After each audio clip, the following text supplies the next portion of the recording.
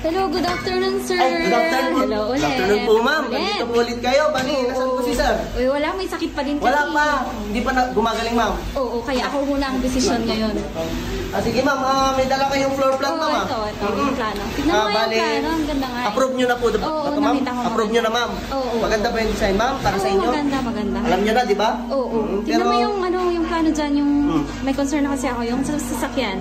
Ito, ma'am. Ito, ma'am. Dalawa yung sasakyan. Yan, ganda nga. Kasi sabi sa akin ni mister nyo na gusto niya yung parkingan nyo pang dalawahan na sasakyan. So, nilagyan ko siya, ma'am. Ayan. Para makita nyo na may sasakyan, ma'am. Oo. Asan yung sasakyan? Dito, wala naman dito eh. Ay, ma'am. Yung sasakyan, ma'am, kayo po mag-provide nun. Hindi po kami. Para lang makita nyo lang ba na may sasakyan, ma'am. Pero hindi siya kasama, ma'am. Ay, ganun ba yun? Oo, ma'am. Hindi siya kasama. Bakit, ma'am? Eh, wala akong pambili niyan eh. Sabi po. Sabi ko na, ma'am. Paano yan, ma'am? Hindi po kasama yan talaga. Ganun ba? Gawin mo na lang bodega. Bodega? Oo.